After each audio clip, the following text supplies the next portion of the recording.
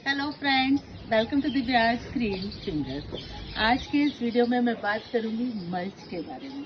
Mulch क्या है? Mulch actually में होता है एक ऐसी सतह जो मिट्टी को एक्सपोज करने से बचाती है। गर्मी, सर्दी, बरसात, किसी भी मौसम में हमें अपने पौधों की मिट्टी को अगर हम एक्सपोज नहीं छोड़ते तो उसके बहुत सारे फायदे होते हैं। जैसे कि पहली बात कि हमारे पेड़ पौधों में कोई बीट्स नहीं पनपती है, कोई खरपतवार नहीं पनपती है। दूसरे, हानिकारक कीड़े मकोड़े भी हमारे पेड़ पौधों में नहीं पनपते हैं अगर हम मिट्टी को एक्सपोज नहीं छोड़ते हैं। तीसरी बात, गर्मी के मौसम में जब वाटर लॉस बहुत अधिक होता है पौधों में, तो ऐसी स्थिति में जब हम पौधों की मल्चिंग करते हैं तो वाटर लॉस हमारे पेड़ पौधों से कम हो जाता है और हमें कम पानी देने की ज़रूरत पड़ती है। और सिमिलरली सर्दी के सीजन में जब बहुत सारा कोहरा वगैरह पड़ता है तो भी हमारे पौधों की मिट्टी मल्चिंग की वजह से उसके जो हार्मफुल इफेक्ट है उससे बची रहती है, हमारे पौधों को ठंड नहीं लगती है। और मल्चिंग बेसिकली एक सतह होती है जो हम अपने पेड़ पौधों की मिट्टी के ऊपर बिछाते हैं। और ये सतह करीबन 2 इंच की होनी चाहिए जिससे कि हमारे पेड़ पौधों को किस तरीके का नुकसान नहीं हो और मल्चिंग अपना काम पूरा कर पाए। तो मल्चिंग बहुत सारे तरीके की हो सकती है और मल्चिंग हम नॉन लिविंग मल्चिंग भी ले सकते हैं और लिविंग मल्चिंग भी ले सकते हैं। मल्चिंग ऑर्गेनिक भी हो सकती है और इनऑर्गेनिक भी हो सकती है। तो सबसे पहले बात कर लेते हैं कि इनऑर्गेनिक मल्चिंग में क्या ऑप्शंस हमारे पास हो सकते हैं। तो इनऑर्गेनिक मल्चिंग की जब हम बात करते हैं तो बहुत सारी चीज़ों को हम मल्चिंग के रूप में इस्तेमाल कर सकते हैं, जैसे कि गत्ते के टुकड़े। आपके घर में पैकिंग वगैरह में जो सामान आता है उसको आप कट कर लीजिएगा और कट करके छोटे छोटे पीस बना लीजिएगा और जितनी भी आपके पेड़ पौधों की मिट्टी एक्सपोज है उससे मिट्टी को आप ढक दीजिएगा।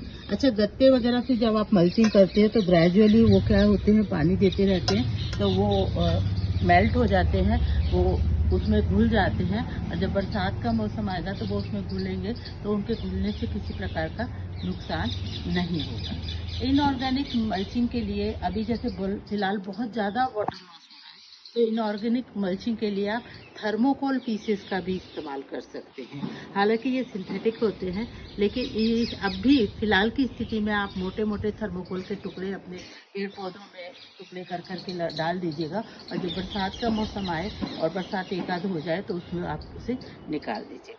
तीसरी एक और सिंथेटिक मल्चिंग है, वो मल्चिंग होती है जब आप पैकिंग वगैरह आती है अमेजोन में तो आपने देखा होगा कि कुछ कतरनें आती हैं जो कि सिंथेटिक होती हैं। उन कतरनों को भी आप फिलहाल की स्थिति में मल्चिंग के लिए यूज कर सकते हैं जबकि गर्मी बहुत अधिक है और पौधों में वाटर लॉस बहुत ज़्यादा हो रहा है।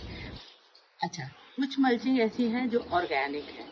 ऑर्गेनिक मल्चिंग के रूप में नेचुरली हमें एनवायरनमेंट से मिल जाती हैं, जैसे कि स्टोन नेचुरल होते हैं। नेचुरल स्टोन जैसे कि रेती बजरी वगैरह में से जो स्टोन निकलते हैं उन स्टोन को आप कलेक्ट कर लीजिएगा और कुछ टुकड़े आप अपने पेड़ पौधों की सतहों पे बिछा दीजिएगा। उससे भी आपके पेड़ पौधों में एक तो वाटर लॉस कम होगा और पेड़ पौधे, लेकिन स्टोन और जो भी मल्चिंग आप लगाएं, स्टोन या सिंथेटिक मल्चिंग आप लगाएं तो थोड़ी सी जगह रखिएगा कि पेड़ पौधे आपके सांस ले सकें, इतना ज़्यादा कवर मत करिएगा। दूसरी, ऑर्गेनिक मल्चिंग के रूप में आप कोकोपीट ले सकते हैं। कोकोपीट को आप अच्छे से वॉश कर लीजिएगा, कोकोपीट ब्रिक में आती है, अच्छे से वॉश कर लीजिएगा और करीबन 2 इंच की लेयर आप कोकोपीट की बिछाइएगा। बहुत थिन आप मल्चिंग करते हैं तो उसके इफेक्ट्स नहीं आते हैं। आप आराम से 2 इंच की मल्चिंग कीजिएगा। और कोकोपीट की मल्चिंग करने से तो एक और फ़ायदा ये है कि कोकोपीट एक तो ऑर्गेनिक मटेरियल है और दूसरा ये रिच होता है नाइट्रोजन में और धीरे धीरे ये कंपोस्ट भी होता जाता है, धीरे धीरे ये डिके होता जाता है और कंपोस्ट हो जाता है तो हमारे पेड़ पौधों के लिए अल्टीमेटली फ़ायदे का ही काम करता है। इसमें बहुत सारी न्यूट्रिटिव वैल्यू भी होती है। एक नेचुरल रिसोर्स है मल्चिंग का सूखी पत्तियाँ। पतझड़ के मौसम में सूखी पत्तियाँ आराम से मिलती हैं। उन सूखी पत्तियों को आप कलेक्ट करिएगा और सूखी पत्तियों से अपने गमलों को इस भरी गर्मी के मौसम में भर दीजिएगा। ये बहुत अच्छा मल्च का काम करती हैं और डिके होती जाती हैं समय के साथ साथ। जैसे ही बारिश आएगी तो पेड़ पौधों में काम करेंगी ये खाद के रूप में। लेकिन इसमें एक टेक केयर करनी पड़ती है कि आपकी जो सूखी पत्तियाँ हैं वो आप देख लीजिएगा कहीं वो कीड़े युक्त नहीं हो, उनमें किसी प्रकार का रोग नहीं लगा। तो इस सिलसिले में सबसे अच्छी जो होती है वो नीम की पत्तियां होती हैं। अगर आपको किसी भी रिसोर्स से नीम की पत्तियां मिल सके तो आप नीम की पत्तियों से मल्चिंग कीजिएगा, बेफिक्र हो जाइएगा। नीम की पत्तियां एंटी फंगल, एंटीसेप्टिक सब का काम करेंगी और आपका पौधा रोग मुक्त रहेगा और इसके साथ साथ उसमें किसी प्रकार के कीड़े मकोड़े भी नहीं आएंगे। लेकिन सूखी पत्तियों को आप अच्छे से और सुखा के और आप मल्चिंग के रूप में इस्तेमाल कीजिएगा। ये बहुत अच्छा मल्च का काम करती हैं। मैं स्पेशली सूखी पत्तियों को मल्च के रूप में इस्तेमाल करती हूँ। एक और मल्चिंग के लिए जो बहुत बेहतरीन ऑप्शन है वो है कि आप लिविंग मल्च का इस्तेमाल। लिविंग मल्च में आपने देखा होगा, कंपेनियन गार्डनिंग की जब हम बात करते हैं या मिनिमम स्पेस में मैक्सिमम पौधे लगाने की बात करते हैं तो हम पौधों को 3 तरीके से लगाते हैं। सबसे पहले किसी भी गमले के पौधे में हम लगाते हैं थ्रिलर, जो कि ऊपर का पौधा होता है। उसके बाद होते हैं हमारे फिलर्स जो कि ग्राउंड कवर करते हैं, और उसके बाद होते हैं स्पिलर्स। तो जो ग्राउंड कवर करने वाले पौधे होते हैं they work as mulching, living mulching you can say. तो इस कैटेगरी में बहुत सारे प्लांट्स आपके पास ऑप्शन में होते हैं। आप वॉन्डरिंग जू लगा सकते हैं, टर्टल वाइल्ड लगा सकते हैं, इसके अलावा आप लगा सकते हैं टैंगल्ड हार्ट लगा सकते हैं, और भी बहुत सारे छोटे छोटे। अभी सर्दी गर्मी का सीजन है जैसे, तो पर्सलिन बहुत आ रहे हैं, पोर्चुलिका लगा सकते हैं, और इवन जेड भी आप लगा सकते हैं। जेड को भी आप मल्चिंग के रूप में इस्तेमाल कर सकते हैं। और बिलीव मी, मल्चिंग लगाने से पौधे बहुत सुंदर दिखते हैं इनकी। अच्छा, जब आप लिविंग मल्च लगाते हैं पौधों में तो उनमें जो है एक माइक्रो क्लाइमेट वो अंदर से क्रिएट करते हैं। उनमें माइक्रोबियल एक्टिविटी होती हैं जो आपके बड़े पौधे को बढ़ने में भी सपोर्ट करती हैं। तो मल्चिंग एक बहुत अच्छा ऑप्शन है। अगर आपके लिए लिविंग मल्च करना पॉसिबल है तो you should go for living mulch. Living mulch is very helpful. तो मैं कई पौधों में लिविंग मल्च लगाने की कोशिश करती हूँ और कईयों में लगाती भी हूँ। टर्टल वाइन मुझे बहुत अच्छा ऑप्शन लगता है। इसके अलावा वॉन्डरिंग जू, इन मल्च के रूप में आप इनको ज़रूर इस्तेमाल कीजिएगा। और मल्चिंग आपको बिलीव करेंगे कि ये बहुत ही फ़ायदे का सौदा है, और इससे आपके पेड़ पौधे खूबसूरत दिखते हैं। आप उन्हें हैंग करिएगा, गमले के पौधों में वो स्टैंड पे लगाइएगा, कहीं भी लगाइएगा जब मल्चिंग ट्रेल करती है।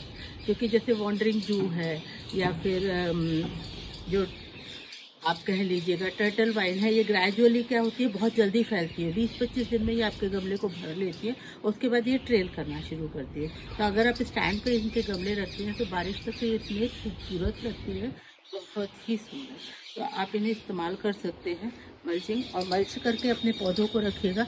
वैसे भी कहा जाता है कि मिट्टी जितनी कम एक्सपोज होती है गमले की मिट्टी, उतनी ही अच्छी मानी जाती है। तो आप चाहें तो ऑर्गेनिक मैटर से अपने गमले को ढक सकते हैं या फिर इनऑर्गेनिक तरीके आजमा सकते हैं, जैसा कि आपके लिए पॉसिबल हो। अच्छा, अगर आपके पास कुछ भी नहीं है मल्च करने के लिए तो आप सड़ी हुई गोबर की खाद की एक लेयर बिछाते हैं, तो वो भी मल्च का काम करती है। तो उसके द्वारा भी आप मल्च करके रखेंगे तो भी आपके पौधे हेल्दी रहेंगे, उनमें पानी कम लगेगा, उनमें वीड डेवलपमेंट बहुत कम होगा, और वो पौधे आपको अच्छा यील्ड भी देंगे, और टाइम टू टाइम वो डिकम्पोज होती रहती है। तो मल्चिंग के बहुत सारे फ़ायदे हैं। तो फ्रेंड्स, आई होप आपको मेरी मल्चिंग के बारे में दी गई जानकारी पसंद आई होगी, और अगर आपको मेरी मल्चिंग के बारे में दी गई जानकारी पसंद आई है तो इस वीडियो को लाइक कीजिएगा, कमेंट कीजिएगा, शेयर कीजिएगा, और मेरे चैनल को सब्सक्राइब कर लीजिएगा। And a big thanks for watching this video till the end. Happy gardening.